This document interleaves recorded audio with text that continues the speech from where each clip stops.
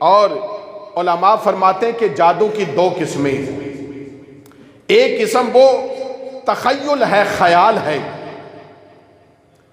خیالات کے ذریعے، تخیلات کے ذریعے، جس کا ذکر اللہ نے قرآن میں کیا۔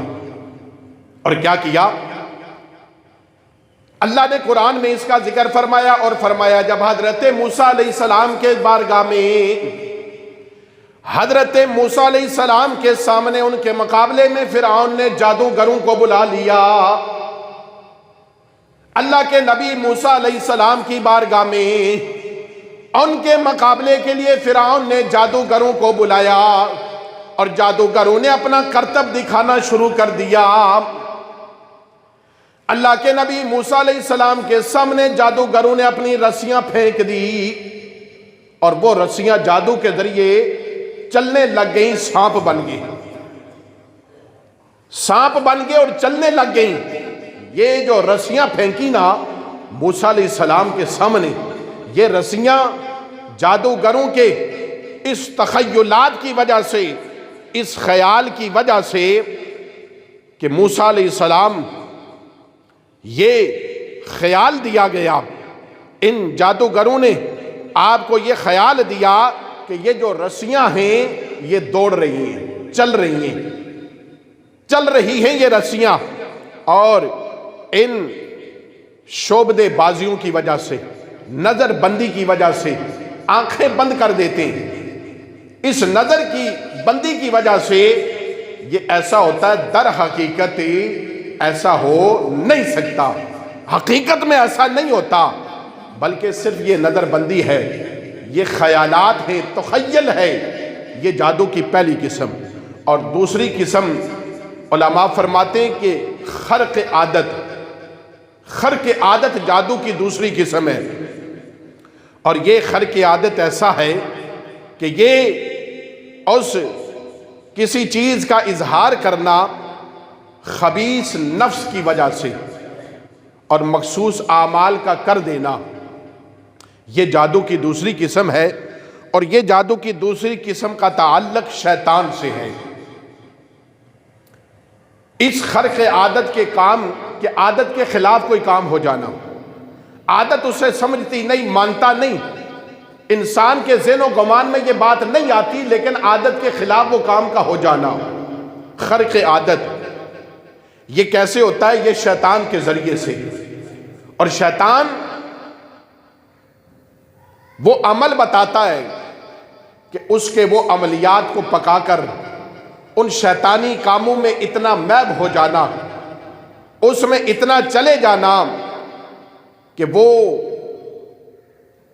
چلے کاٹ لینا، عمل کر لینا، شیطانی طریقے پر عمل کرنا۔ اور شیطان اس قدر اس انسان میں سرایت کر جاتا ہے، اندر داخل ہو جاتا ہے کہ وہ شیطان پھر جو چاہتا ہے وہ اپنی اس طاقت کے ذریعے کر دکھاتا ہے، وہ طاقت کے ذریعے ہو جاتا ہے۔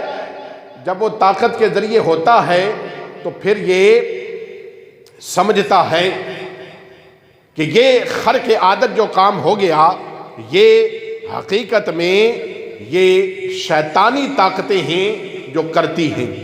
پہلا تھا تخیل، خیال، اور دوسرا ہے خرق عادت۔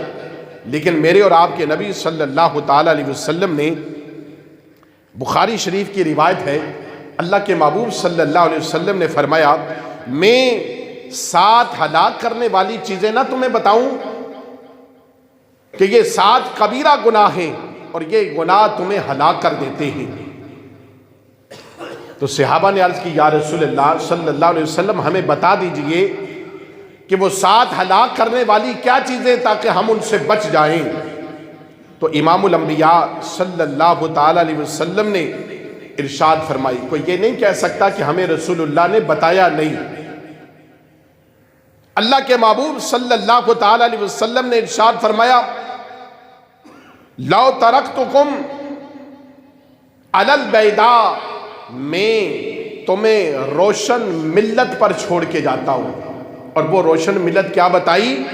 امام الانبیاء صلی اللہ علیہ وسلم نے فرمایا، لیلھا کنہارھا، امام الانبیاء صلی اللہ علیہ وسلم نے فرمایا میں تمہیں وہ دین دے کر جا رہا ہوں جس دین کی شان یہ ہے کہ وہ دین اس طرح روشن ہے جس طرح سے تمہارا دن روشن ہے، اس دین کی راتیں بھی ایسے ہی روشن ہیں، جیسے دن کی روشنی ہوتی ہے اس دین کی رات بھی ایسے ہی روشن ہے جیسے وہ دن روشن ہے۔ اللہ اکبر۔ امام الانبیاء صلی اللہ علیہ وسلم نے فرمایا ان 7 ہلاک کرنے والی چیزوں میں امام الانبیاء صلی اللہ تعالی علیہ وسلم نے ارشاد فرمایا پہلی چیز الشرک باللہ، اللہ کے ساتھ کسی کو شریک کرنا یہ ہلاک کر دیتا ہے۔ امام الانبیاء صلی اللہ تعالی علیہ وسلم نے ارشاد فرمایا دوسری چیز فرمائی السحر، امام الانبیاء صلی اللہ تعالی علیہ وسلم نے فرمایا لو سنو ہلاک کرنے والوں میں دوسری چیز جادو ہے، جادو کا کرنا یہ ہلاک کر دیتا ہے۔ امام الانبیاء صلی اللہ علیہ وسلم نے فرمایا تیسری چیز فرمائی، اللہ کے محبوب نے فرمایا القتل نفسی، کسی جان کو بے ناحق قتل کر دینا، کسی انسان کا خون نہ حق کر دینا۔ امام الانبیاء صلی اللہ تعالی علیہ وسلم نے فرمایا یہ بھی ہلاک کر دیتا ہے۔